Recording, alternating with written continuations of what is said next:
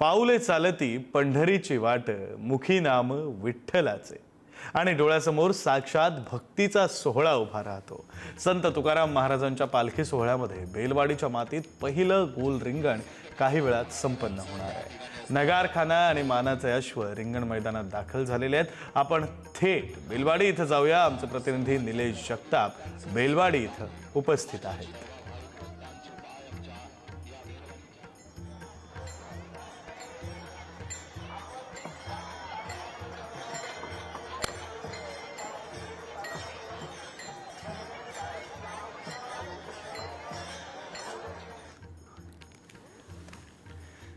निलेश जगताप आपले प्रतिनिधी त्या ठिकाणी उपस्थित आहेत। नेमकं काय पाहायला मिळतंय निलेश, कशा प्रकारे हा सोहळा आहे, वारकऱ्यांच्या डोळ्यात किती आनंद पाहायला मिळतोय, सगळ्याचं वर्णन तुमच्याकडून ऐकायचंय निलेश।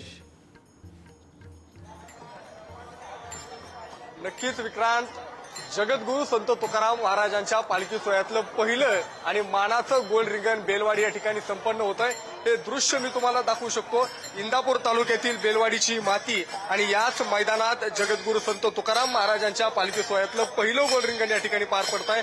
जो जगद्गुरु संत तुकाराम महाराजांच्या पालखी सोहळ्यातला नगारखाना आहे आणि मानाचा अश्व आहे त्या मैदानामध्ये दाखल झालेत आणि काही मिनिटांमध्ये या ठिकाणी रिंगण सोहळ्याला सुरुवात होणार आहे। वारकरी शेकडो किलोमीटरची वाट पंढरीच्या दिशेने जात असताना वारकऱ्यांची पावलं थकत असतील, पण वारकऱ्यांचं मन मात्र अजिबात थकत नाही आणि वारकरी थकले, त्यांचा शीण आला तर शीण घालवण्याचा आणि या वारीचा सगळ्यात सर्वोच्च आणि परमोच्च क्षण जर कोणता असेल तर तो रिंगण सोहळा आहे। आणि म्हणून प्रत्येक वारकरी प्रत्येक वारकऱ्याला हा क्षण आपल्या नजरेत कैद करायचा असतो आणि म्हणून रिंगण सोहळ्याला वारकरी मोठ्या संख्येने उपस्थित राहतात। हा सगळा सोहळा त्या ठिकाणी ते पाहत असतात। आपण या ठिकाणचं दृश्य पाहू शकतो। मानाचे अश्व नगारखाना मैदानात आलाय।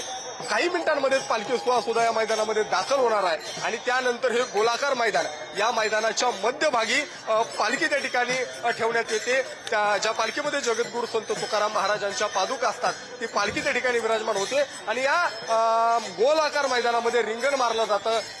खांद्यावरती भगवी पताका घेतलेले वारकरी असतील, विणेकरी असतील, टायकरी असतील, डोक्यावरती तुळशी वृंदावन घेतलेल्या महिला वारकरी असतील, असे क्रमाने फेरे होत असतात आणि मानाचे अश्व 3 फेऱ्या या ठिकाणी मैदानामध्ये मारतात आणि सगळ्या आनंदाचा क्षण, हा क्षण पाहताना वारकऱ्यांच्या डोळ्यामध्ये अश्रू येतात, आनंदाचे अश्रू असतात आणि हा क्षण प्रत्येकाला पाहणं खरंच म्हणजे हा क्षण अनुभवण्यासाठी वारकरी या ठिकाणी मोठ्या संख्येने उपस्थित राहताना पाहायला मिळत आहेत। या ठिकाणी आपण दृश्यांमध्ये पाहू शकतो, वारकऱ्यांचा जल्लोष सुद्धा पाहू शकतो, कशा प्रकारे वारकरी या ठिकाणी आनंद साजरा करतायत। रिंगण सुरू व्हायच्या अगोदर सुद्धा आणि रिंगण झाल्यानंतर सुद्धा वारकरी जे जे खेळ, फुगडी असतील, पावली असेल, उड्यांचा खेळ असेल, प्रत्येक खेळ या ठिकाणी खेळत असतात आणि आनंद साजरा करत असतात। आणि या रिंगण सोहळ्याचं सगळ्यात महत्वाचं वैशिष्ट्य काय असेल तर ज्या वेळेस जे मानाचे अश्व आहेत, मानाचे अश्व रिंगणात फेर मारतात, रिंगणात फेर मारून गेल्यानंतर अश्वांच्या पायाखाली जी माती येते ती माती आपल्या कपाळी लावण्यासाठी वारकरी सुद्धा मोठ्या संख्येने गर्दी करतात,